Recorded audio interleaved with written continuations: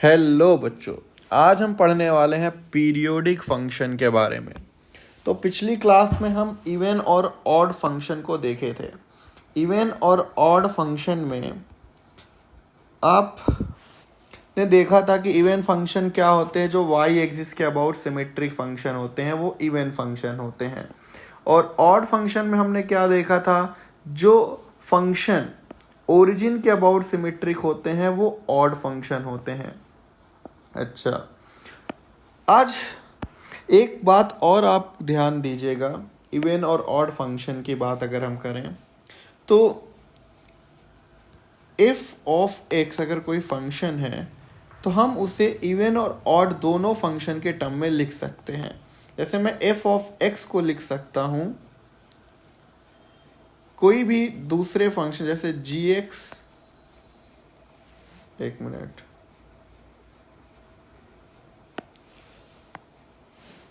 इसको ऐसा लिखा जा सकता है f of x plus f of minus x by two plus f of x minus F of minus x by two. अब आप इसे सिंप्लीफाई करोगे तो आपको एफ एक्स ही मिलेगा।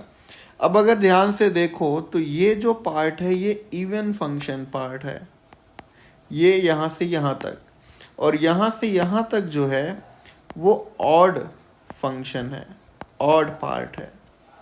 तो कभी भी किसी सवाल में बोले कि एफ एक्स जो है वो दो फंक्शन का कॉम्बिनेशन है जी एक्स प्लस एच एक्स, ऐसा जहाँ पे जी एक्स जो है वो इवन फंक्शन है और एच एक्स जो है वो ऑड फंक्शन है, तो आप उसे कुछ इस तरह ब्रेक डाउन कर सकते हैं।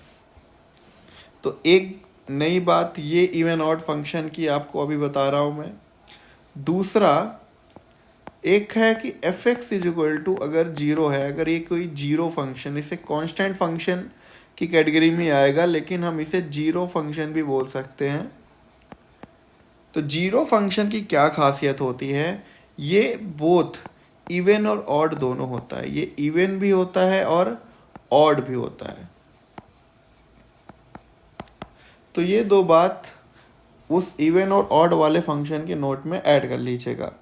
आज हम बात करने वाले हैं पीरियोडिक फंक्शन के, है ना। जीरो फंक्शन का ग्राफ बना देता हूं मैं। जीरो फंक्शन कुछ ऐसा होगा। अब आप देखोगे ये वाई एक्सिस के अराउंड भी सिमेट्रिक है और ओरिजिन के अराउंड भी सिमेट्रिक है, इसलिए ये इवन फंक्शन भी हो गया और ऑड फंक्शन भी हो गया। आज हम बात करेंगे पीरियोडिक फंक्शन के बारे में। देखो, पीरियोडिक वर्ड से तो पहली बार नहीं सुन रहे हो। पीरियोडिक, पीरियड, ये जो वर्ड है ये आप अपने क्लास टाइम, आप स्कूल में पढ़ते होगे, first period, second period, third period. तो वो पीरियड वर्ड क्यों आता था? पीरियड वर्ड तब आता है जब कोई भी चीज एक रेगुलर टाइम इंटरवल में रिपीट करते रहती है। कोई भी पैटर्न अगर खुद को रिपीट करे बार बार और एक फिक्स टाइम के बाद रिपीट करे। जैसे अर्थ का एग्जाम्पल ले लो। अर्थ रोटेट करता रहता है सन के अराउंड। तो जो अर्थ रोटेट करता है सन के अराउंड, एक कंप्लीट कह सकते हो जो रोटेशन है वो एक फिक्स टाइम के बाद पूरा हो जाता है और फिर दूसरा रोटेशन शुरू होता है। जैसे दिन और रात होते हैं, तो हर 24 घंटे के बाद फिर से वही सुबह आती है, हर 24 घंटे के बाद फिर से सुबह, हर 24 घंटे के बाद फिर से रात। तो एक साइकिल चलता रहता है, इसलिए हम उसे कहेंगे कि वो एक पीरियोडिक सिटी है, वहाँ पे वो एक पीरियोडिक फंक्शन है। तो अगर कोई फंक्शन अपनी वैल्यू को रिपीट करे एक सर्टेन इंटरवल के बाद, तो हम उसे कहेंगे पीरियोडिक फंक्शन। और जो सबसे छोटा पीरियड होगा उसे हम कहते हैं फंडामेंटल पीरियड या पीरियड ऑफ द फंक्शन कहते हैं। तो कभी भी आपको कोई फंक्शन पीरियोडिक दिखाना हो तो आपको इस तरह से कुछ दिखाना पड़ेगा कि एफ ऑफ एक्स जो होगा वो F of x plus T के बराबर होगा। मतलब एक्स पे जो वैल्यू मिल रही है वही एक्स प्लस टी पे मिल रही है। एक्स इज इक्वल टू 1 पे जो वैल्यू मिल रही है x इज इक्वल टू 5 पे, यानी कि 1 + 4 पे वही वैल्यू मिल रही है, और जो x इज इक्वल टू 5 पे मिल रही है वो x इज इक्वल टू 9 पे मिल रही है, यानी कि 5 + 4 पे। तो हम कह सकते हैं कि इसके लिए जो t हो जाएगा वो 4 हो जाएगा, कुछ ऐसा। तो पीरियोडी फंक्शन में ये जो minimum positive value of t होता है इसे फंडामेंटल पीरियड या पीरियड ऑफ द फंक्शन कहते हैं। अब देखो इसका एक एग्जाम्पल से समझते हैं। जैसे sin 2π + x = sin x होता है, तो हम कह सकते हैं कि sin जो है वो 2π के बाद अपनी वैल्यू रिपीट करता है, और ये सही बात भी है। अगर आप sin का ग्राफ देखोगे तो sin कब अपनी वैल्यू रिपीट करता है? 2π के बाद। जैसे मैंने यहाँ से शुरू कर रहा हूँ, 0 से शुरू कर रहा हूँ, तो 0 से लेके 2π तक वैल्यू रिपीट नहीं हुई। जैसे ही 2π के आगे बढ़ोगे फिर से वही पैटर्न, फिर से वही डिज़ाइन रिपीट करने लगेगी। तो हम कह सकते हैं कि जो sin x है उसका पीरियड कितना है? 2π।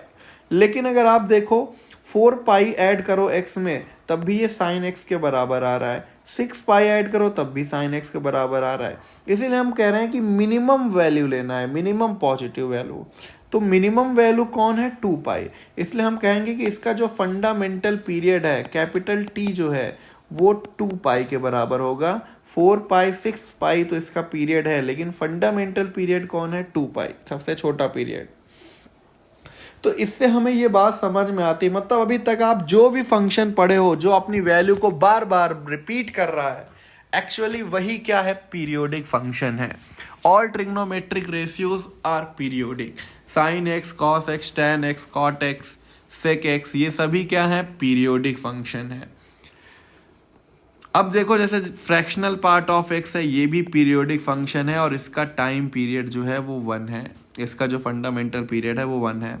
अगर कोई कांस्टेंट फंक्शन है तो आप उसे भी पीरियोडिक फंक्शन कहोगे, क्योंकि वो अपनी वैल्यू को बार बार रिपीट कर रहा है। बट एक्चुअली कब उसने रिपीट करना शुरू किया ये आप नहीं बता सकते, इसका फंडामेंटल पीरियड डिफाइंड नहीं है। हाँ, तुम कोई भी नंबर ले लो, जैसे 1 ले लिया तो इसका पीरियड है, 2 ले लिया तो ये भी इसका पीरियड है, 3 ले लिया तो ये भी इसका पीरियड है, लेकिन इसका फंडामेंटल पीरियड नहीं डिफाइंड है। इसका सबसे छोटा पीरियड क्या होगा वो हम नहीं बता सकते। Domain of a periodic function is always unbounded. एक पीरियोडिक फंक्शन का डोमेन कभी भी लिमिटेड नहीं होता इन जनरल।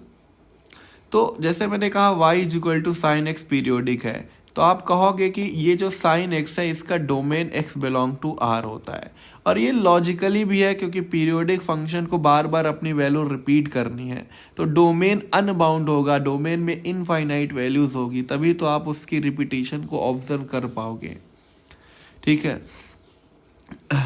अगर मैं बोल दिया कि अर्थ जो है वो बार बार सन के चारों तरफ राउंड मार रहा है, तो वो हमेशा राउंड मारेगा, तभी उसे हम एक पीरियोडिक फंक्शन कह सकते हैं। अब अगर मान लो मैंने f(x) = sin x का एग्जाम्पल लिया, 0 से 2π तक में बनाया, बाउंड कर दिया इसकी डोमेन, तो अब ये एक पीरियोडिक फंक्शन नहीं होगा, क्योंकि x = 2π के बाद हमारे पास कोई ग्राफ नहीं है कि इसका क्या ग्राफ है। तो हम बता ही नहीं सकते कि ये कैसे रिपीट कर रहा है या कितने टाइम के बाद रिपीट कर रहा होगा। Inverse of a periodic function does not exist. Inverse exist only for bijective function, which means, अब देखो अगर अभी आप अगला चैप्टर पढ़ोगे इनवर्स ट्रिग्नोमेट्रिक फंक्शन, तो कोई भी फंक्शन का अगर पीरियोडिक है तो उसका इनवर्स नहीं निकाला जा सकता।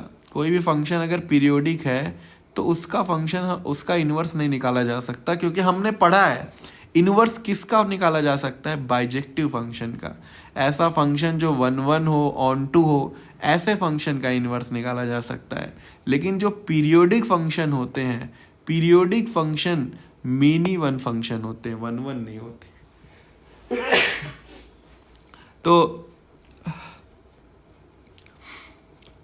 अब अगर if a function is 1 1, then for every value of x we have different range, meaning f(x) does not repeat its value, function cannot be periodic। और अगर देखो फंक्शन अगर पीरियोडिक है तो फंक्शन 1 1 नहीं है, लेकिन अगर फंक्शन 1 1 हो गया, जैसे ये फंक्शन कैसा है 1 1 है, तो अब ये फंक्शन पीरियोडिक नहीं हो सकता, क्योंकि ये कभी भी अपनी वैल्यू को रिपीट नहीं करेगा, हमेशा एक सिंगल ही वैल्यू देता रहेगा हर पॉइंट पे, तो ये अपनी वैल्यू कभी भी रिपीट नहीं करेगा। लेकिन मेनी वन फंक्शन के केस में ऐसा हो सकता है कि वो पीरियोडिक हो। Many one function can be periodic, और सही भी बात है। साइन एक्स, कॉस एक्स, किसी का भी एग्जांपल लो, ये सभी कैसे फंक्शन होते हैं, मेनी वन। तो हम कह सकते हैं कि मेनी वन पीरियोडिक होते हैं। अब जैसे कह रहा है कि साइन एक्स का पीरियड 2 पाई होता है, ये प्रूफ करिए। तो आपको क्या करना है, आपको दिखाना है कि साइन एक्स प्लस टी जो होता है वो साइन एक्स के बराबर है। तो अब sine x is equal to sine alpha type की इक्वेशन बन गई। तो हम एक्स इज इक्वल टू क्या लिखते थे, एन पाई प्लस माइनस 1 की power n alpha. Trigonometric equation को सॉल्व करना है अब, है ना। तो ट्रिग्नोमेट्रिक इक्वेशन को सॉल्व करना है तो आपको वही जो हमने फॉर्मूले पढ़े थे वो अप्लाई करना है यहाँ पे। तो हम क्या कहेंगे, x प्लस टी जो हो जाएगा वो n pi plus minus 1 to the power n x के बराबर हो जाएगा। अब आप यहाँ पे केसेस बनाते जाओ, n इज इक्वल टू 0 रखो तो t इज इक्वल टू 0 आ रहा है, लेकिन फंडामेंटल पीरियड कभी भी 0 नहीं हो सकता। n इज इक्वल टू 1 रखो तो क्या बना, t is equal to pi minus 2x बना। अब t जो है वो कांस्टेंट नंबर होना चाहिए, वो वेरिएबल नहीं होना चाहिए। t यहाँ x पे डिपेंड कर रहा है, तो यहाँ से भी हम t नहीं निकाल सकते। n इज इक्वल टू 2 रखो तो x plus t is equal to 2 pi plus आया और t is equal to 2 pi. तो ये एक पॉजिटिव, मिनिमम पॉजिटिव नंबर आ गया, और इसी को हम क्या बोल देंगे, फंडामेंटल पीरियड 2 पाई। तो आप ऐसे हम प्रूव कर सकते हैं इसको। अब जैसे बोल दिया कि prove that e to the power x is not periodic, तो आपको वही लगाना है, e to the power x plus t को हमने e की पावर x के बराबर किया। अगर बेस सेम है तो पावर भी सेम होना चाहिए, और t इज इक्वल टू 0 आ गया जो कि वैलिड नहीं है। इसलिए हम कह सकते हैं कि e की पावर x पीरियोडिक नहीं है, बल्कि क्या है, ए पीरियोडिक। ए पीरियोडिक किसे कहते हैं, ऐसा फंक्शन जो पीरियोडिक ना हो। अब कुछ बेसिक फंक्शन है जिनके पीरियड आपको याद रखने चाहिए, फंडामेंटल पीरियड। जैसे साइन एक्स कॉस एक्स का फंडामेंटल पीरियड 2 पाई होता है, टैन और कॉट का पाई होता है, सेक और कॉसेक का भी वही होता है जो साइन और कॉस का होता है, इनका भी 2 पाई होता है। अब देखो, अगर कोई फंक्शन में मॉड लग जाता है तो इससे उसका जो पीरियड होता है वो हाफ हो जाता है। जैसे 2 पाई था साइन का, मॉड लगते उसका पीरियड पाई हो गया, क्योंकि जितने पार्ट में अभी वो निगेटिव हो रहा था अब उतने उस पार्ट में भी अब वो पॉजिटिव होने लगे, अब उसका ग्राफ ऊपर आ जाएगा। सिमिलरली मॉड कॉस का भी पाई हो जाएगा, मॉड टैन का। हाँ, लेकिन टैन के ग्राफ में फर्क नहीं पड़ता है, वो आपको अभी मैं समझाता हूँ। टैन और कॉट का अगर यहाँ पे पाई है तो मॉड लगने के बाद भी उनका जो फंडामेंटल पीरियड है वो पाई ही रहने वाला है, क्योंकि टैन और कॉट में क्या दिक्कत है कि ये बीच बीच में नॉट डिफाइंड होते हैं कई पॉइंट्स पे। टैन का ग्राफ अगर आप देखोगे तो जैसे टैन 90 डिग्री पे नॉट डिफाइंड होता है, कॉट को अगर देखोगे तो 180 पे नॉट डिफाइंड होगा। तो बीच बीच में ये लोग, इनका ग्राफ टूटता रहता है। तो अभी देखना, इसका ग्राफ आप बना के देखना, इसका पीरियड जो होगा डिस्टर्ब नहीं होगा। टैन और कॉट का मॉड के पहले जो था वही मॉड लगने के बाद भी वही होगा, लेकिन सेक और कॉसेक में मॉड लगते ही इनका भी पीरियड आधा हो जाएगा, पाई हो जाएगा।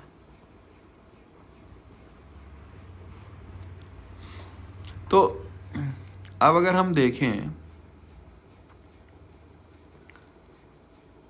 साइन एक्स का ग्राफ ये था, फिर साइन एक्स के ग्राफ में जैसे हमने मॉड लगाया, अब क्या होगा, ये जो नेगेटिव पार्ट है ये भी पॉजिटिव हो जाएगा, ये जो नेगेटिव पार्ट है ये भी पॉजिटिव हो जाएगा। अब अगर मैं आपसे बोलूं कि बताओ ये कब अपनी वैल्यू रिपीट करना स्टार्ट कर दिया है, तो आप कहोगे सर ये 0 से लेके पाई है, इसके बाद ये अपनी वैल्यू रिपीट कर रहा है, मतलब अब फंडामेंटल पीरियड पाई हो गया। लेकिन अगर tan x का ग्राफ अगर आप देखो तो tan x के ग्राफ में जैसे ही मॉड लगाओगे तो ये निगेटिव वाला पार्ट खत्म होके यहाँ पॉजिटिव बन जाएगा, ये निगेटिव वाला पार्ट खत्म होके यहाँ पॉजिटिव बन जाएगा। तो अगर आपको मैं पूछूं कि बताओ अब इसका फंडामेंटल पीरियड क्या है, तो आप कहोगे सर अभी भी इसका फंडामेंटल पीरियड ये पाई होगा, -π/2 से π/2 कितना डिस्टेंस हो गया, पाई। तो फिर से पाई पे ये रिपीट करेगा, पाई पे। तो इसका मतलब tan में मोड लगने से इसके फंडामेंटल पीरियड में कोई फर्क नहीं पड़ा। अब देखो अगर इस तरह के भी बहुत से फंक्शन होते हैं, sin⁻n(x), cos⁻n sec, ऐसा सारा फंक्शन, ऐसा पावर में अगर n आ जाए ट्रिग्नोमेट्रिक और n जो है वो इवन है, तब भी सबका पीरियड हाफ हो जाता है, पीरियड सबका पाई हो जाएगा। tan और cot में तो कोई फर्क नहीं पड़ा, जैसे मॉड लगते ही नहीं फर्क पड़ा, उनका पीरियड पहले भी पाई था अब भी पाई रहेगा। साइन cos sec, cosec का पहले 2 पाई था अब पाई हो जाएगा। लेकिन अगर n ऑड है तो ऑड पावर लगने से पीरियड पे कोई फर्क नहीं पड़ेगा, पहले भी 2 पाई था अब भी 2 पाई रहेगा, इनका तो पहले भी पाई था अब भी पाई रहेगा। अब कुछ चीज़ें हैं, जैसे कुछ क्वेश्चन आपको दिख सकते हैं, जैसे मैंने कहा साइन ऑफ cos x। तो देखो अगर आपको कभी लगे कि ये फंक्शन इवन है तो उसका एक बार चेक कर लेना चाहिए, इवन फंक्शन का एक बार चेक करना चाहिए। जैसे cos यहाँ पे इवन है तो ये ओवरऑल फंक्शन इवन है, तो इसका देखो चेक कैसे करेंगे, हमने 2 पाई पे चेक किया तो x प्लस 2 पाई, तो cos of 2 pi plus x cos x होता है, तो अभी भी इसका पीरियड 2 पाई दिख रहा है। तो अब आपको चेक करना पड़ेगा कहीं 2 पाई से कम तो नहीं है इसका पीरियड, तो हमने जैसे पाई पे चेक किया,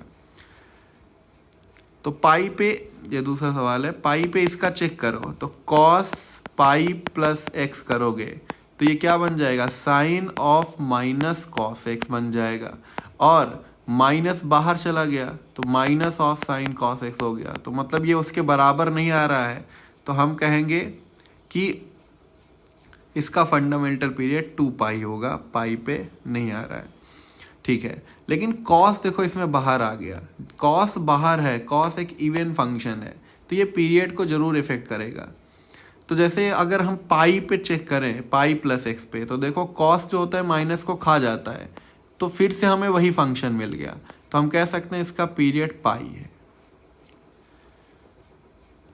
similarly cos of cos x, cos of tan x, cos of cot x, cos बाहर आ गया, पीरियड को वो आधा कर दिया, t इक्वल टू पाई कर देगा वो। फ्रैक्शनल फंक्शन x, इसका पीरियड अभी बताया, इसका फंडामेंटल पीरियड फ्रैक्शनल पार्ट का 1 होता है, 1 पे वैल्यू रिपीट करता है। अब देखो कभी भी ऐसे सवाल आए, f(x) is equal to f of x is equal to gx plus hx, ऐसा कुछ है ना, और gx भी पीरियोडिक है, hx भी पीरियोडिक है, तो जाहिर सी बात है fx भी पीरियोडिक होगा। लेकिन मान लो इसका पीरियड t1 है और इसका पीरियड t2 है, तो इसका फंडामेंटल पीरियड मान लेते हैं t है, तो t क्या होगा, t की अगर आपको वैल्यू निकालनी है तो t के लिए आपको क्या करना पड़ेगा, LCM of t1 and t2 निकालना पड़ेगा। अब कभी कभी बड़ा ही अजीब इसका पीरियड हो जाता है, मान लो इसका पीरियड 2 पाई हो गया, इसका पीरियड कुछ और हो गया, तो ऐसे केस में एलसीएम निकालने की एक टेक्निक्स होती हैं, वो टेक्निक्स के बारे में हम जानेंगे। जैसे मान लो LCM of an irrational number and rational number मान लो t1 हो गया 2 पाई और t2 हो गया 3, तो ये एक इर्रेशनल नंबर है t1, और t2 जो हो गया है वो एक रेशनल नंबर हो गया है। तो कभी भी एक इर्रेशनल नंबर और रेशनल नंबर का एलसीएम एग्जिस्ट ही नहीं करता। ठीक है, तो कभी भी अगर ऐसा कॉम्बिनेशन आपको दिखे तो आप बोल देना कि पीरियड डज नॉट एग्जिस्ट, ये पीरियोडिक नहीं होगा। ठीक ना, जब पीरियड एग्जिस्ट कर रहा है तभी वो पीरियोडिक हो सकता है वो फंक्शन, क्योंकि आप बता ही नहीं सकते ना कि वो कितने पीरियड के बाद रिपीट कर रहा होगा, ऐसा हम बता ही नहीं सकते। कांस्टेंट फंक्शन तो ठीक है, वो कांस्टेंट फंक्शन तो रिपीट कर रहा है, दिख रहा है ग्राफ से। LCM of 2 different irrational does not exist. अब इर्रेशनल फंक्शन में भी अगर डिफरेंट वैरायटी के इर्रेशनल फंक्शन आ गए, मान लो एक का पीरियड पाई है और एक का पीरियड √2 है, तो ये डिफरेंट वैरायटी के इर्रेशनल फंक्शन आ गए हैं, तो तब भी इनका पीरियड आप नहीं निकाल सकते, इनका एलसीएम नहीं निकाल सकते। अगर एक पाई है दूसरा 2 पाई है तो इनका एलसीएम निकाला जा सकता है, क्योंकि दोनों सेम वैरायटी के इर्रेशनल फंक्शन है। तो फटाफट समझते हैं एलसीएम ऑफ, जैसे मान लो मुझे ये दो निकालना है, p/q और r/s निकालना है, तो आपको कभी भी दो ऐसे रेशनल फंक्शन के एलसीएम निकालने हो तो आप क्या करिए, न्यूमरेटर का p और r का एलसीएम लो अपॉन डिनोमिनेटर q और s का HCF लो। सिंपल सा ये फॉर्मूला याद रखो। आपको ऐसे अगर 3 नंबर का लेना है तो वही काम करना है, LCM of numerator upon HCF of denominator. जैसे मान लो मुझे इस sin x plus cos 4x का बताना है कि क्या होगा फंडामेंटल पीरियड, तो हमने देखा sin x 2 पाई है और cos 4x। अब एक बात याद रखना, कभी भी किसी फंक्शन का पीरियड अगर t है और अगर उसमें x में a मल्टीप्लाई हो जाता है तो उसका जो पीरियड होगा वो t/a हो जाएगा। फिर से समझना, अगर कोई फंक्शन है जिसका पीरियड t है और अगर वो f ऑफ ax हो गया तो इसका पीरियड t/mod a हो जाएगा। मतलब जो यहाँ पे नंबर मल्टीप्लाई होगा वो पीरियड में डिवाइड हो जाएगा। जैसे अगर मैं बोलूँ कि cos 2x का पीरियड बताओ, तो अब इसका पीरियड 2 पाई नहीं होगा, 2 पाई में 2 को डिवाइड करना पड़ेगा, अब इसका पीरियड पाई हो जाएगा। तो अगर आप इसका ग्राफ बनाओगे ना cos 2x का, तो आपको समझ में आएगा। आप जब कोई x में मल्टीप्लाई होता है नंबर तो ग्राफ और श्रिंक हो जाता है और तेजी से भागता है।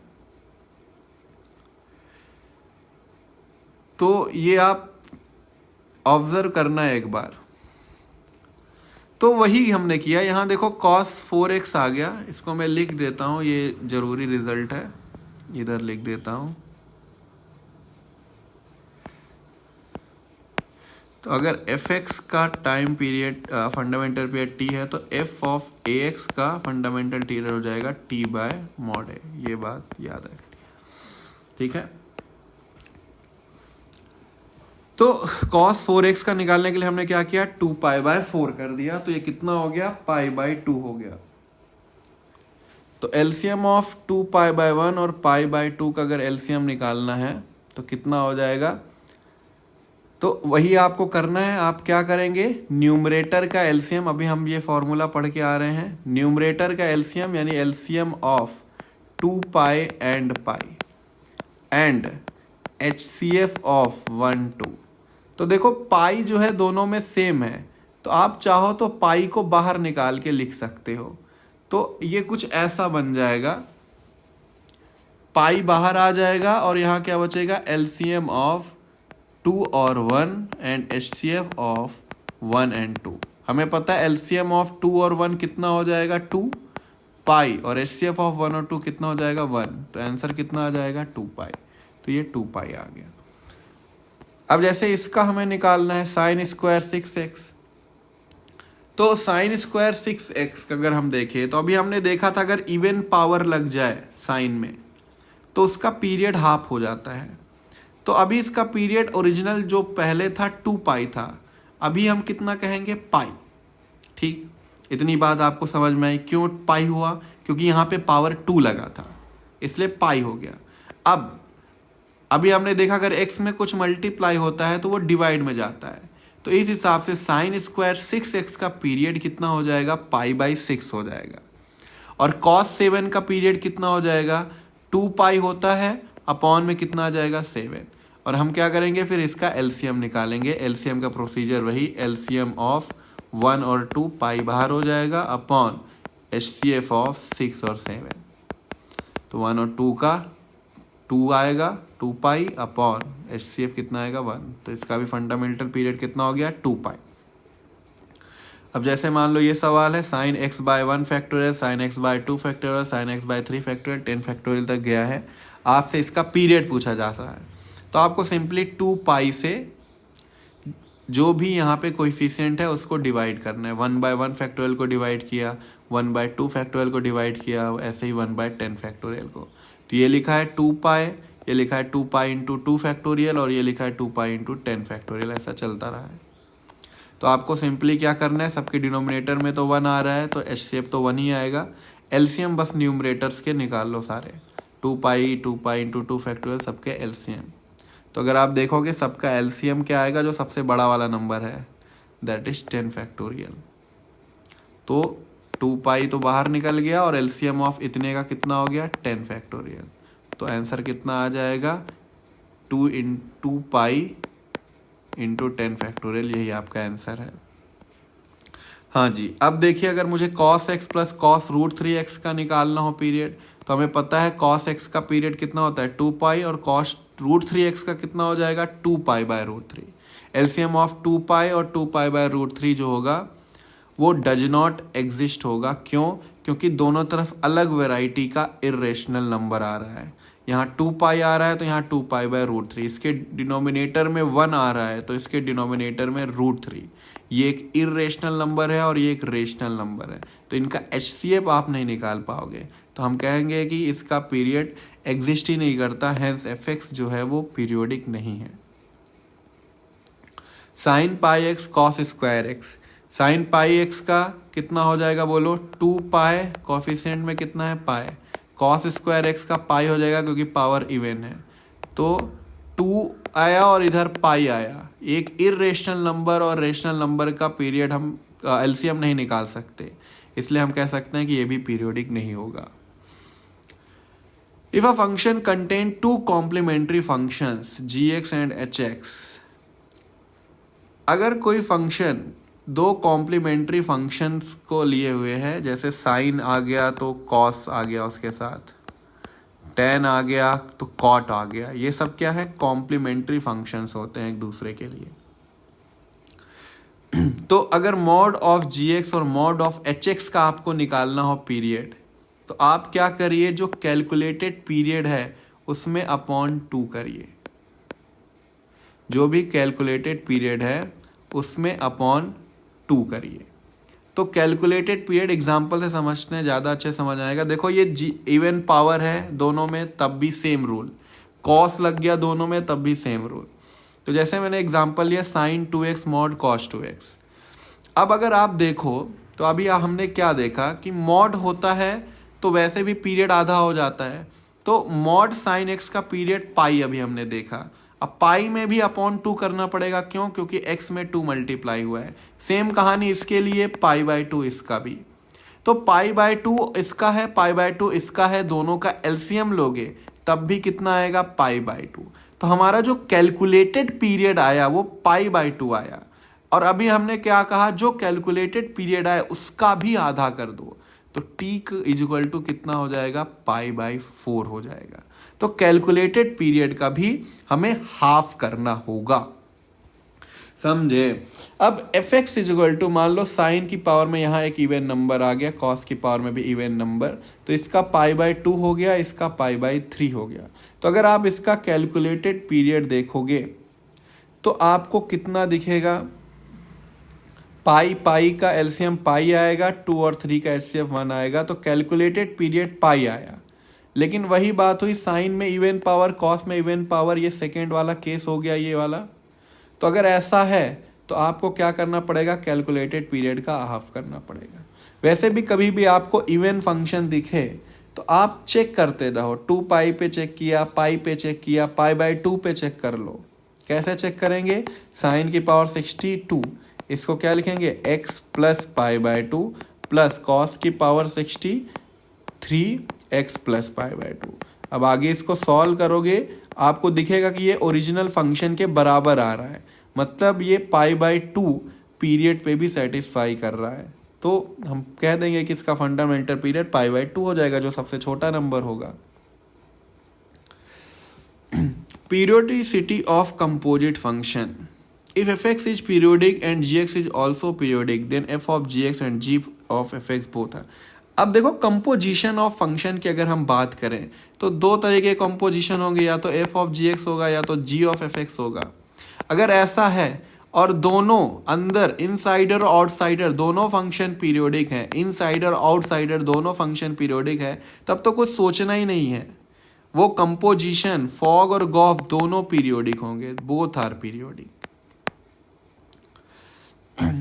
अगर एफ एक्स इज पीरियोडिक है और जी एक्स पीरियोडिक नहीं है तो एफ ऑफ जी एक्स जो होगा वो पीरियोडिक नहीं होगा, लेकिन जी ऑफ एफ एक्स जो होगा वो पीरियोडिक होगा। एफ ऑफ जी एक्स में अगर इनसाइडर जो है वो पीरियोडिक नहीं है, बाहर वाला पीरियोडिक है, तो ओवरऑल ये भी पीरियोडिक नहीं होगा। लेकिन कहानी पलट जाएगी अगर अंदर वाला पीरियोडिक हो गया और बाहर वाला पीरियोडिक नहीं है तो ये पीरियोडिक हो जाएगा। मतलब सारी कहानी इनसाइडर फंक्शन की होती है। इनसाइडर फंक्शन अगर अपनी वैल्यू को बार बार रिपीट कर रहा है, मतलब f का इनपुट बार बार रिपीट होगा, और f मासूम है बेचारा, वो देखेगा अगर इनपुट बार बार रिपीट कर रहा है तो उसे अपना आउटपुट भी बार बार रिपीट करना पड़ेगा। इसलिए हम कह सकते हैं कि अगर इनसाइडर पीरियोडिक है तो फर्क नहीं पड़ता कि आउटसाइडर कौन है, फंक्शन पीरियोडिक हो जाएगा। जैसे e to the power sine x, insider periodic है तो e to the power sine x भी पीरियोडिक हो जाएगा। Sine e to the power x ये पीरियोडिक नहीं होगा क्योंकि इनसाइडर e की पावर x पीरियोडिक नहीं है। log साइन 3x ये पीरियोडिक हो जाएगा क्योंकि इनसाइडर साइन पीरियोडिक है। log भले ही पीरियोडिक नहीं है लेकिन साइन पीरियोडिक है, तो इसलिए ओवरऑल पीरियोडिक हो जाएगा। तो हम यही कह सकते हैं कि अगर gx पीरियोडिक है और fx कैसा भी फंक्शन हो तब f ऑफ gx तो पीरियोडिक होना ही होना है। gx अगर देखो, gx अगर कोई लीनियर फंक्शन है, मान लो gx is equal to ax plus b, और fx जो है वो पीरियोडिक है पीरियड t के साथ, देन अगर मुझे बताना है periodicity of f of gx तो वो हो जाएगा t अपॉन मॉड ए, क्योंकि gx जो होगा वो लीनियर फंक्शन होगा अगर, तो वो f की डिग्री पे कोई फर्क नहीं करेगा। f का जो डिग्री होगा वो वही मेंटेन रहेगा। अब आपको सिंपली क्या करना पड़ेगा, f ऑफ gx का पीरियड निकालने के लिए आप t में a से डिवाइड कर दो, मॉड a से। जैसे एक सिंपल सा एग्जांपल लेता हूँ, मान लो साइन 2x प्लस 3 लिखा है ऐसा, तो साइन x तो पीरियोडिक होता है। अब यहाँ पे जो फंक्शन बैठा वो लीनियर फंक्शन है, तो अगर मुझे साइन का पीरियड निकालना है तो मैं 2 पाई अपॉन, मैं देखूंगा कि x का कॉफिशिएंट क्या है 2, तो इसका पीरियड पाई आ जाएगा। प्लस माइनस में क्या है उससे हमें मतलब नहीं, x में क्या मल्टीप्लाई डिवाइड हो रहा है बस उससे मतलब है। तो वहां से पीरियड ऐसे निकाल सकते हैं।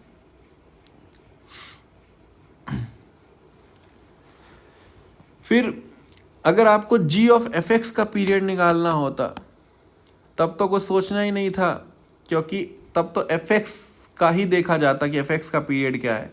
तो g ऑफ एफ एक्स का अगर आपको पीरियड निकालना होता तो वो सीधा क्या हो जाता t, लेकिन f ऑफ जी एक्स का निकालना है तो t बाय मॉड है। ये कब हो रहा है, जब gx क्या है, एक लीनियर फंक्शन है। अगर मान लो gx एक नॉन लीनियर, एक नॉन पीरियोडिक फंक्शन है, ऐसा कुछ, और fx जो है वो पीरियोडिक है विद पीरियड t, तो f ऑफ gx क्या हो जाएगा या g ऑफ fx क्या हो जाएगा। अब gx जो है वो पीरियोडिक नहीं है, fx पीरियोडिक है, तो मैं क्या कह रहा हूं कि अगर gx लीनियर भी नहीं, अगर gx लीनियर होता तो हम कह सकते थे कि f ऑफ gx पीरियोडिक होगा, लेकिन gx ना तो लीनियर है ना तो पीरियोडिक है, कुछ तो होता gx। अगर gx लीनियर होता तब भी पीरियोडिक हो जाता, gx पीरियोडिक होता तब भी पीरियोडिक होता। क्यों? क्योंकि बाहर वाला पीरियोडिक है। लेकिन अगर बाहर वाला पीरियोडिक है और अंदर वाला पीरियोडिक नहीं है और ना ही अंदर वाला लीनियर है, तो ओवरऑल फंक्शन ए पीरियोडिक हो जाएगा, मतलब पीरियोडिक नहीं होगा। लेकिन देखो यहाँ इनसाइडर पीरियोडिक है तो g ऑफ एफ एक्स क्या हो जाएगा, पीरियोडिक हो जाएगा। ठीक ना, इनसाइडर को या तो पीरियोडिक हो जाए या फिर लीनियर हो जाए या फिर दोनों हो जाए, तब भी काम हो जाएगा, पीरियोडिक हो जाएगा। जैसे √10(2x), तो ये एक पीरियोडिक है क्योंकि जो इनसाइडर फंक्शन है वो पीरियोडिक है। cos ऑफ 2√x, इनसाइडर जो है ना तो वो लीनियर है ना तो पीरियोडिक है, तो ये ए पीरियोडिक हो जाएगा। sin² x प्लस cos²x, ये देखोगे तो एक आइडेंटिटी है 1 के बराबर, मतलब ये कैसा फंक्शन हो गया, f(x) = 1 फंक्शन। तो भैया ये पीरियोडिक है लेकिन कांस्टेंट फंक्शन का पीरियड डिफाइंड नहीं होता। sec² माइनस tan²x, देखा जाए तो इसकी भी वैल्यू 1 होती है, बट इसका पीरियड डिफाइंड होता है पाई। कैसे? इसलिए क्योंकि ये जो sec और tan है ये π/2 और या π/2 के मल्टीपल पे डिफाइंड नहीं होते। इनका ग्राफ अगर आप बनाओगे तो ये 1 वाला ग्राफ चलेगा, लेकिन जहाँ π/2 आ रहा है, 3π/2 आ रहा है, वहाँ पे अगर आप देखो तो इसका ग्राफ ब्रेक हो रहा है। तो हम कह सकते हैं कि ये जो पैटर्न है ये रिपीट कर रहा है। कितने इंटरवल के बाद? इस इंटरवल के बाद। ये कितना लंबा इंटरवल है? पाई का। तो ये पाई पे अपनी वैल्यू रिपीट करेगा, इसलिए इसका फंडामेंटल पीरियड डिफाइंड हो गया। कितना है? पाई, क्योंकि ये बीच बीच में नॉट डिफाइंड है। तो पैटर्न दिख रहा है कि इतने टाइम के बाद रिपीट कर रहा है। कुछ क्वेश्चन देख लेते हैं, जैसे f(x) = mod sin x upon sin x है। तो कभी ऐसा क्वेश्चन आए, मॉड हटेगा प्लस माइनस में बटेगा, सिंपल सी बात। अगर sin x पॉजिटिव होगा तो ये plus sin x upon sin x यानी कि 1 हो गया। अगर sin x निगेटिव होगा तो ये माइनस sin x माइनस में खुलेगा, इसलिए ये -1 आ गया।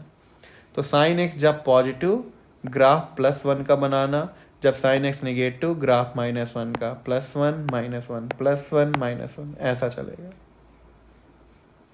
और x जो है वो पाई का मल्टीपल नहीं हो सकता, क्योंकि डिनोमिनेटर में साइन है तो वो 0 नहीं हो सकता। तो अब आप देख के बताओ इसको, क्या ये पीरियोडिक है? अगर है तो इसका फंडामेंटल पीरियड क्या होगा? हाँ सर ये पीरियोडिक है क्योंकि बार बार वैल्यू रिपीट हो रहा है। तो जो यूनिक पैटर्न है वो यहाँ से यहाँ तक है, मतलब 2π तक। तो हम कह सकते हैं इसका फंडामेंटल पीरियड कितना होगा? 2π। अब फिर से वही एग्जांपल, sin की पावर 20 cos की पावर 20। तो अभी हमने देखा था कि हम sin का निकालेंगे तो वो कितना है? 2π। इसका भी कितना है? cos का 2π। लेकिन इवन है तो इवन पावर पे हमने देखा था कि ये आधा हो जाता है, ये पाई हो जाता है, ये पाई हो जाता है। और पाई का एलसीएम भी कितना हो जाएगा? पाई। ये हमारा कैलकुलेटेड पीरियड आया, और इस टाइप के फंक्शन में हम कैलकुलेटेड पीरियड का भी आधा कर देते हैं। आप इसको ऐसे भी चेक कर सकते हो, f(x) + π/2 करके आपको दिखेगा कि ये सेम फंक्शन बन रहा है, मतलब इसका फंडामेंटल पीरियड π/2 है। तो बेसिक जो पीरियोडिक फंक्शन का वो यही है।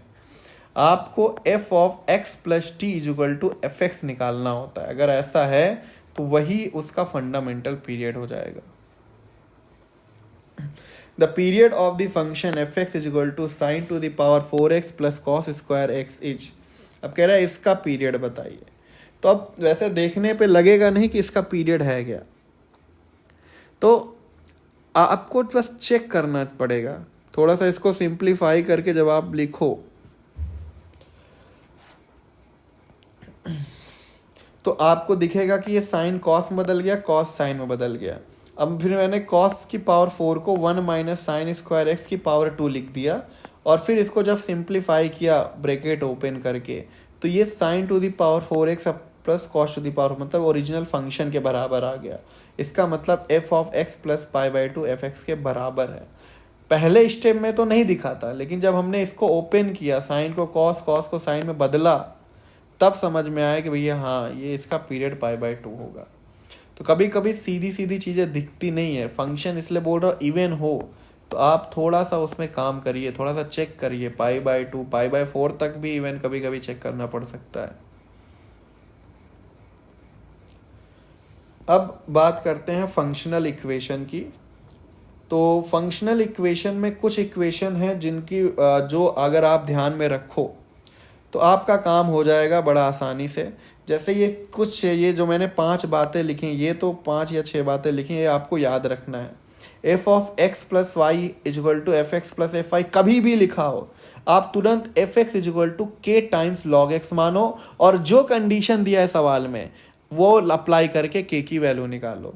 कभी भी f of x into y equal to f x into f y दिया है तो आप f x equal to x to the power n मान लो, कभी भी दिया हो, या एफ एक्स इजल टू 0, वो डिपेंड करेगा कि क्या वैल्यू दे रखा है सवाल में। अगर ये तो कई बार रिपीट होता है, ये और ये सी और डी तो आपको बहुत दिखेगा। F of x plus y अगर कभी भी f x into f y के बराबर दिया है तो आप एफ एक्स को a to the power k x मान लो, या एफ एक्स को 0 कह दो। अगर f of x plus y equal to f x plus f y दिया है तो आप एफ एक्स को के इंटू एक्स, मतलब एक लीनियर फंक्शन मान लो, जहाँ पे के क्या है, कांस्टेंट है, हर जगह के क्या है, कांस्टेंट है। अगर कभी भी f of x into f of 1 by x equal to f x plus f of 1 by x लिखा है तो आप एफ एक्स को 1 plus minus x to the power n मान सकते हैं। तो वो प्लस आएगा माइनस आएगा, वो क्वेश्चन में जो डेटा दिया होगा उसे पुट करके ही कंफर्म कर पाओगे आप। कभी भी f x equal to a to the power x upon a to the power x plus a लिखा है ऐसा, ये थोड़ा सा उल्टा हो गया है, यहाँ पे रूट ए आएगा और यहाँ पे रूट नहीं आएगा, यहाँ पे ए आएगा। आप क्रॉस चेक कर सकते हो एक बार। तो कभी भी ऐसा हो ए एक्स अपॉन ए एक्स प्लस रूट ए, तो F of x plus f of 1 minus x की वैल्यू जो होती है वो 1 होती है। मान लो आपसे पूछे कि बताओ F of 1/3 plus f of 2/3 की वैल्यू बताइए, तो आप सीधा कह दो कि भैया 1 होगा, क्योंकि 1/3 है ये, तो ये 2/3 को हम क्या लिख सकते हैं, 1 माइनस 1/3, तो इसकी सीधी वैल्यू कितनी आने वाली है, 1। ऐसे ही यहाँ पे f of x equal to अगर ऐसा हो ए एक्स प्लस ए हो तो यहाँ पे आ जाता है 1 माइनस एक्स, जहाँ पे 2 माइनस एक्स और इसकी वैल्यू 1 होती है। जैसे इस केस में अगर आपसे पूछे कि F of 1/3 plus f of 2 minus 1/3 यानी कि 5/3 की वैल्यू बताइए, तो आप सीधा लिखो 1। अब जैसे एक एग्जांपल ले लेते हैं, मान लो f of x plus y equal to f x plus f y दिया हुआ है for all x y belongs to R, और f1 इजल टू 5 दिया है, then find f of n n equal to 1 से m। तो अभी हमने देखा अगर इस तरह का कभी भी फंक्शन बने, इस तरह की फंक्शनल इक्वेशन कभी भी दिखे, तो आप fx को क्या मान लेंगे, k इंटू एक्स मान लो, और जो वैल्यू यहाँ पे दे रखा है x इजल टू 1 पे, ये किसके बराबर है, k यानी कि 5 के बराबर। तो यहाँ से हमें पता चल गया k जो है वो 5 के बराबर है, तो हमारा fx मिल गया। हमें fx मिल गया तो ले जाके यहाँ सिंपली पुट करना है, 5x को कहाँ से कहाँ तक जोड़ना है, 1 से लेके m तक, सम ऑफ नेचुरल नंबर का फॉर्मूला लग जाना है। फिर ये एक अच्छा सवाल है, fx into f y equal to अगर ऐसा दिया हुआ है और f2 की वैल्यू 5 है, देन फाइंड f3। अब ये कुछ थोड़ा अलग से लग रहा है, ऐसा हमने देखा नहीं था ऐसा फंक्शनल इक्वेशन, लेकिन एक आइडिया आ रहा है कि x इंटू वाई है, अगर मैं y इक्वल टू 1/x रखूँ तो यहाँ f1 बनेगा कुछ। तो मैं यहाँ पे क्या कर रहा हूँ, एक हिट एंड ट्रायल लगा रहा हूँ कि y की जगह पे 1/x रख देता हूँ, तो ये क्या बन गया, fx into f of 1/x, fx plus f of 1/x, और यहाँ पे क्या बन गया, f ऑफ 1 माइनस 2। अब मुझे f ऑफ 1 की वैल्यू एक बार देखनी है, तो चलो हम x की जगह पे 1 और y की जगह पे 2 पुट करते हैं, क्योंकि हमें f ऑफ 2 की वैल्यू पता है। तो f1 into f2, f1 plus f2 plus f2 minus 2, f2 की वैल्यू यहाँ रख दिया हमने 5 जहाँ जहाँ f2 आया था, और यहाँ से f1 की वैल्यू हमने देखा तो कितनी आई, 2 आई। तो अगर f1 की वैल्यू 2 आई, इसका मतलब क्या हुआ, ये 2 माइनस 2 ख़त्म हो गया, ये इक्वेशन फाइनली ये बची, f x into f of 1/x equal to f x plus f of 1। और अभी हमने यहाँ पे देखा था फंक्शनल इक्वेशन, अगर ऐसी फंक्शनल इक्वेशन हो तो हम एफ एक्स को क्या मान सकते हैं, 1 plus minus x to the power n मान सकते हैं। और f2 की वैल्यू हमें पता है, तो इस इक्वेशन में पुट करो, आपको दिखेगा प्लस माइनस 2n4 के बराबर है। इसका मतलब माइनस होगा तो ये पॉसिबल नहीं होगा, प्लस होगा तभी पॉसिबल है, वो भी कब, n=2 पे। तो हमें हमारा फंक्शन मिल गया 1 + x²। तो f3 पूछा था, x यहाँ पे 3 रखो, आ जाएगा। अब ऐसे ही फंक्शनल इक्वेशन का यूज करके आप फंडामेंटल पीरियड निकाल सकते हो। जैसे इसमें बेसिकली 3 टाइप के आपको दिखेंगे। एक पहला टाइप का ये है, तो पहले अगर आपको कभी भी फंक्शनल इक्वेशन का यूज करके पीरियड बताना हो, कभी भी पीरियड बताना हो, तो आप क्या करो, f(x + t = f(x) इस स्टेज पे फंक्शनल इक्वेशन को लेके आओ। जिस स्टेज पे आपने ये दिखा दिया, समझ लो आपका काम हो गया, अब आपको ज्यादा सोचना नहीं पड़ेगा। तो f(x + 4 - f(x - 6) = 0 है। तो हमने क्या किया, हम यहां से x - 6 को गायब करना चाहते हैं, हम fx बनाना चाहते हैं। तो आप अपने से देखो कि क्या रिप्लेसमेंट करें कि ये काम हो जाए। तो मैं क्या रिप्लेस कर रहा हूं, x को x + 6 से रिप्लेस कर रहा हूं। तो x + 6 में यहां कितना बन गया, x + 10 बन गया, और यहाँ पे x + 6 - 6 हुआ तो 6 6 कैंसिल, fx बन गया। तो देखो सीधा आ गया fx = f(x + 10)। क्या हमने इसको इस फॉर्मेट में कन्वर्ट कर लिया? जी सर, कर लिया। तो ये यहाँ t की जगह पे क्या दिख रहा है, 10। तो हम कह सकते हैं इसका फंडामेंटल पीरियड कितना है, 10। तो ये एक सिंपल वेराइटी का आएगा जिसमें सिर्फ एक रिप्लेसमेंट लगाओगे, fx बनाओगे, वो तुरंत हो जाएगा। एक दूसरा वेराइटी कुछ ऐसा हो सकता है, यहां पे माइनस था तो ये काम आसान हो गया। अब मान लो यहां पे प्लस आ गया, तो कैसे हम इसको कर सकते हैं? तो हमने क्या किया, यहां पे x को x + 10 से रिप्लेस किया, ताकि यहां पे भी प्लस में समथिंग कुछ बन जाए और यहां पे भी प्लस में समथिंग कुछ बन जाए। और इस प्लस को माइनस में कन्वर्ट करना है कैसे भी करके। तो किसी एक को मुझे खत्म भी करना था, तो x + 10 करने से क्या फायदा हुआ कि यहां पे x + 4 दोबारा आ गया।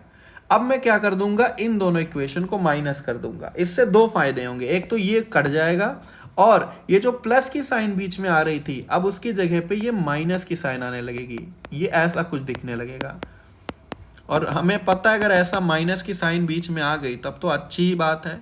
अब हम क्या करेंगे, x की जगह पे x + 6 रख देंगे, एक तरफ fx बनेगा, एक तरफ x + 20 बना। तो इस बार हमें कितना दिख गया, t = 20। तो ये तरीका आपको ध्यान में रखना चाहिए। एक तीसरा वैरायटी का जो सवाल बन सकता है, जैसे मान लो f(x - 1 + f(x + 1) जो है वो √3 टाइम्स fx दिया हुआ है। तो इसमें एक बेसिक अप्रोच है कि चलो यहाँ पे पहले fx बना लेते हैं। तो fx बनाने के लिए हमने x की जगह पे x + 1 रखा, तो ये पूरी इक्वेशन कुछ ऐसे दिखने लगी। ठीक, अब हम क्या कर रहे हैं, x की जगह पे x - 1 रख रहे हैं, क्योंकि ऐसा करने से यहाँ fx बनेगा। तो कुछ इक्वेशन ऐसे बनी। अब हमें fx चाहिए, तो हम इसको ऐड कर रहे हैं। ऐड करो, इसको ऐड करो। ऐड करने से क्या फायदा होगा, f(x + 1 और f(x - 1) ऐड में आएंगे, और उसकी वैल्यू fx के टर्म में हमें ऑलरेडी पता है। तो ऐड किया तो कुछ ऐसी इक्वेशन बनी, और इधर √3 टाइम्स ये इन दोनों का सम आया, और इन दोनों का सम √3 टाइम fx के बराबर है, इसलिए देखो यहाँ पे आ गया √3 टाइम्स fx। तो यहाँ से fx आ गया कुछ इस प्रकार से इक्वेशन, fx = √3 को हमने गायब कर दिया कैसे भी करके, fx = f(x + 2 f(x - 2)। अगर आप इस स्टेज पे आ जाते हो तो आप फिर से fx बनाने का ट्राई करो। तो x की जगह पे मैंने फिर से x + 2 रखा, ताकि यहाँ पे fx बन जाए। तो देखो यहाँ पे fx बना और ये ऐसा कुछ बना। अब हम क्या किए, इन दोनों इक्वेशन को ऐड कर दें। इससे क्या फायदा होगा, ये कैंसिल हो जाएगा और fx भी कैंसिल हो जाएगा। अब दो वेरिएबल में, सिर्फ दो वेरिएबल में ये कन्वर्ट हो गया। और अभी हमने देखा दो f आए और प्लस में आए, तो उससे डील करने का तरीका अभी हमने देखा। तो अब दो एफ आए लेकिन प्लस में आया, तो मतलब ये सेकेंड वाले टेक्निक में कन्वर्ट हो गया। अब फिर से एफ एक्स बनाने के लिए हम क्या कर रहे हैं, एफ एक्स नहीं, हमें क्या बनाना पड़ेगा, इनमें से किसी एक वैल्यू को रिपीट कराना पड़ेगा। तो x की जगह पे मैंने x प्लस 6 रखा, तो इससे क्या फ़ायदा हुआ, एफ एक्स प्लस 4 दोबारा बना, और फिर मैं क्या कर दूंगा, इसको माइनस कर दूंगा, तो ये पहले वाले टाइप में कन्वर्ट हो गया। फिर जैसे x की जगह पे x प्लस 2 रखेंगे, एफ एक्स एक्स प्लस 12 के बराबर आया, मतलब t इक्वल टू आ गया 12। तो ये कुछ ऐसा हो गया।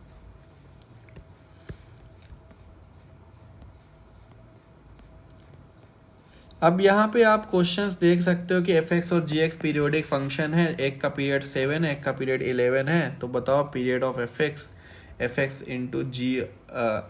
Into g of x upon 5। तो ये अभी जो भी टेक्निक बताया है उसी पे काम करना है आपको। अगर जी एस का पीरियड 7 है तो जी ऑफ एक्स बाय 5 का पीरियड कितना होगा, जैसे जी एक्स का पीरियड 11 है तो g of x plus x upon 5 का पीरियड कितना होगा, 5 क्या होगा, मल्टीप्लाई हो जाएगा तो 55 हो गया। ऐसे करके आपको पीरियड निकालना है, और दो लोग का ये जो पीरियड आया उनका एलसीएम निकालना, इन दोनों के पीरियड का एलसीएम निकालना, फिर फाइनल इन दोनों का एलसीएम निकालना। तो जैसे एफ एक्स इंटू इसका पीरियड निकालना था तो मैंने क्या किया, दोनों के पीरियड का एलसीएम लिया, ये आया। ठीक, एफ ऑफ एक्स बाय 3 का पीरियड इतना आया, तो इन दोनों के प्रोडक्ट का पीरियड कितना आएगा, उन दोनों के पीरियड का एलसीएम लिया, 231 आया। अब जो आया फाइनल क्या करना पड़ेगा, उन दोनों का पीरियड लेना पड़ेगा। तो ये जो एलसीएम वाली टेक्निक है, सिर्फ f x equal to h x plus g x या प्लस माइनस जी एक्स पे ही वैलिड नहीं है, ये f x equal to h x into g x हो तब भी उसके लिए वैलिड है। यहाँ लिख देता हूँ, एलसीएम वाली टेक्निक आप कहीं भी लगा सकते हो, f x equal to h x into g x हो या डिवाइड जी एक्स हो, ठीक। कहीं भी आपको एक से ज़्यादा function plus minus multiply divide में दिखें तो जो एलसीएम वाली टेक्निक आगे समझाई थी पीछे, वो आपको ध्यान में रखना है। मान लो एक सवाल और ये है, fundamental period of this function. तो आप क्या करिए, जीआईएफ जो होता है वो फंडामेंटल पीरियोडिक फंक्शन की कैटेगरी में आता है कि नहीं आता, पहले आप बताओ, जीआईएफ पीरियोडिक फंक्शन है कि नहीं। जीआईएफ पीरियोडिक फंक्शन नहीं होता क्योंकि वो अपनी वैल्यू को रिपीट नहीं करता है, कुछ ही देर के लिए रिपीट किया लेकिन फिर चेंज हो गया, तो इसे हम पीरियोडिक फंक्शन नहीं कहेंगे। जो हमेशा बार बार करता रहे रिपीट, उसे पीरियोडिक कहेंगे। तो आप क्या करो, इसको पहले फ्रैक्शनल पार्ट में बदल दो। फ्रैक्शनल पार्ट में बदलोगे तो क्या हो जाएगा, G I F of x x minus fractional part of f x के बराबर हो जाएगा, ये ऐसा हो जाएगा, x minus fractional part of f x, ये इसको 2x minus fractional part of 2x, इसको क्या लिखेंगे 3x minus fractional part of 3x, और ऐसा ये चलता जाएगा। और देखो यहाँ पे क्या लिखा है, n प्लस 1/2। तो सम ऑफ और x से मल्टीप्लाई है, तो सम ऑफ नेचुरल नंबर यहाँ पहले से लिखा है, तो ये जो x वाली सीरीज बन रही है ये 1 + 2 + 3 ऐसे, तो इसके कोफिशिएंट बनेंगे, मतलब x equal to n plus 1/2। तो ये वाला टर्म और ये वाला टर्म कैंसिल हो जाएगा, सिर्फ कौन बचेगा, फ्रैक्शनल पार्ट वाला टर्म बचेगा। और हमें पता है फ्रैक्शनल पार्ट का पीरियड कितना होता है 1, 2x में आ गया तो 1/2, 1/3, 1/n, इसलिए सबका एलसीएम निकालो, 1, 1/2, 1/3। तो LCM of numerator upon HCF of denominator, दोनों 1 है, तो इसलिए इसका फंडामेंटल पीरियड कितना आ गया, 1 आ गया।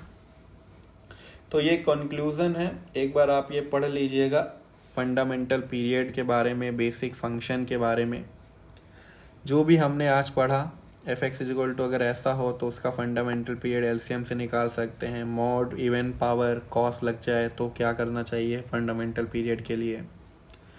तो ऐसा है, ये सब आप एक बार ध्यान दीजिएगा इसको, इस बारे में। मिलते हैं फिर अगले टॉपिक पे।